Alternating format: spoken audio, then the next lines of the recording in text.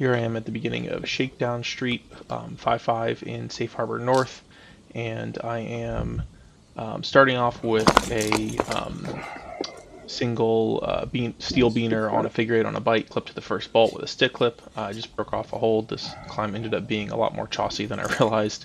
But I'm working my way up to that first steel beaner and that first bolt. I'm only on one bolt right now, but I'm going to be adding in the second bolt into the anchoring system. I just don't have a long enough stick clip to have reached it from the ground, so just working my way up to this first one, which I feel like is sufficient protection just for what I'm doing.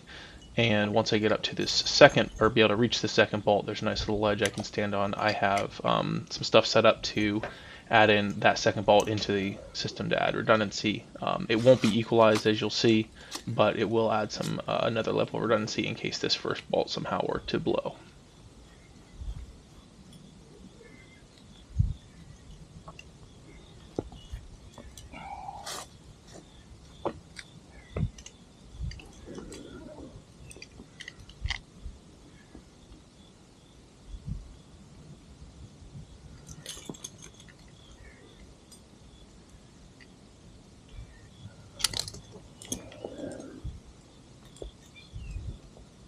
So now that I'm up on this little ledge, I'm going to add in a second steel locker onto this bolt, and I've got a quick link on the other end with a little rubber widget to help kind of keep tension under the system. I realized after I was up here that I needed, because this is a quick link and because of how I had this little rubber thing on there, I couldn't super readily pass the rope through.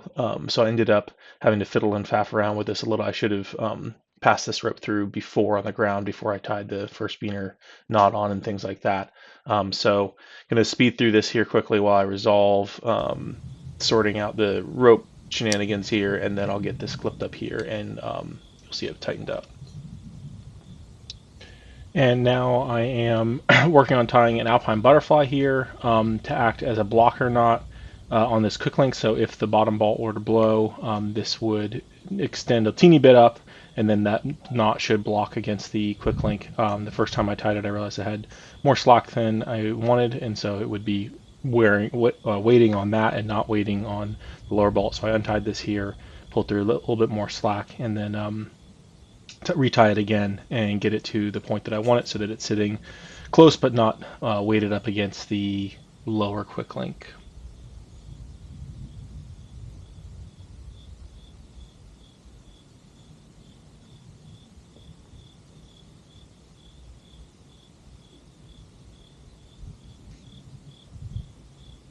And you can see now I've got that knot in there. I probably could have left a larger loop in the knot, but I think it's sufficient as it was. I did check it against the quick link the first go around to see how blocked up it would be.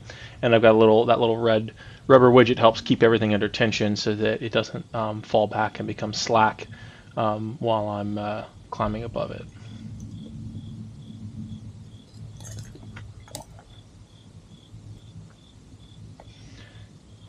And like I said, this climb ended up being more chossy than I thought. You can see I'm cleaning off. There was a little pebble or something that was loose there, and then this hold was just really the hold that I needed to use. Felt pretty loose. I could tell if I really yarded hard backwards on it, it was probably going to pull off, but I ended up being able to pull down on it enough without pulling it off or anything like that to make progress up forward.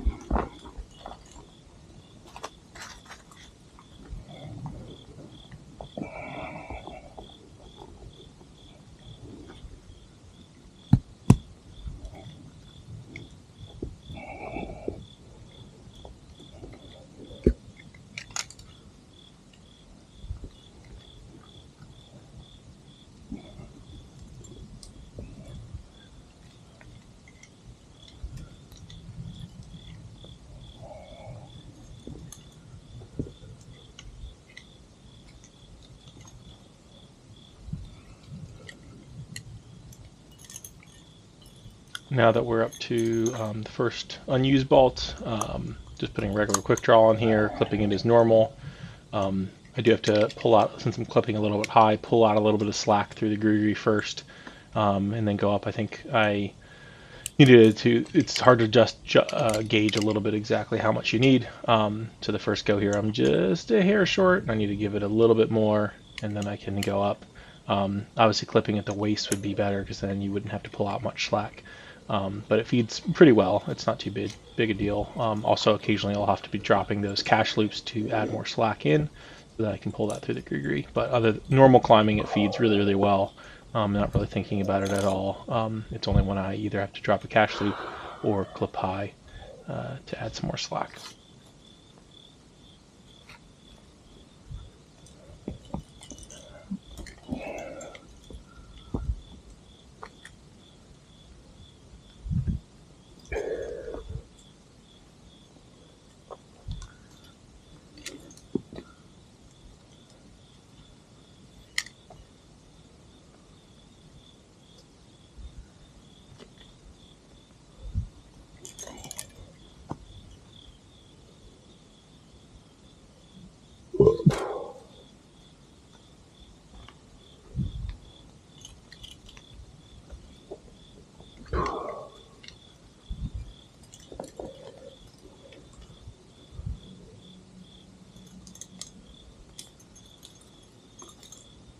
So for this draw, I use, you can see the little white rubber widget that's on that quick draw.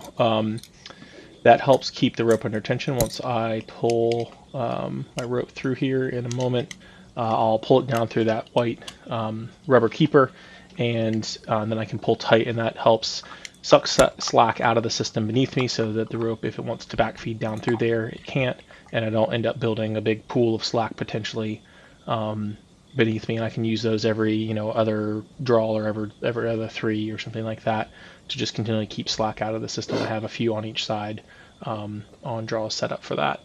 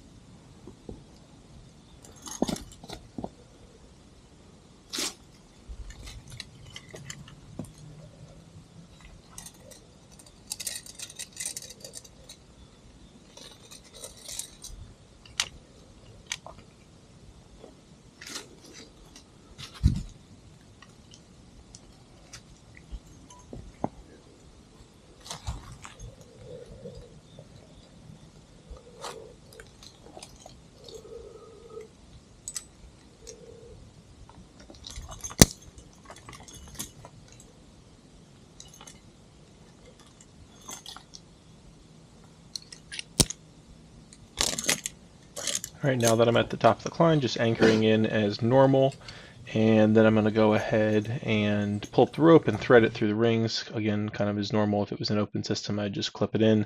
But in this case, I will pull all the rope through and throw it down to get ready for rappel. As you'll see, I'll be rigging a rappel on a single strand because I have the strand that I climbed up on is still tied to the anchor down there, and so trying to rappel on two strands would be awkward, and then also would not make it all the way to the ground. So I want that side loose so that I can easily undo all that gear, and so I'll rappel on a single strand. Also, um, the benefit of just going down on a single strand means I'm not putting that anchoring system under load or anything like that. So, something like I'm trusting the two bolts up here that are all equalized and normal, and that's just a more solid setup anyway. So.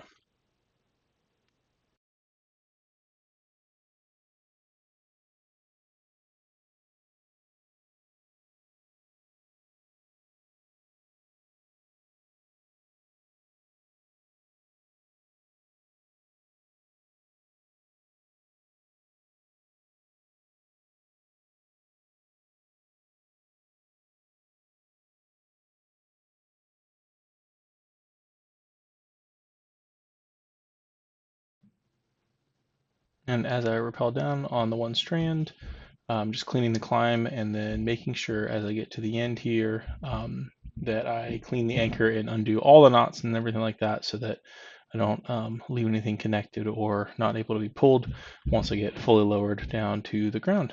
And other than that, successful climb, had a good time, and fun to be able to be out there and just get stuff done even by myself.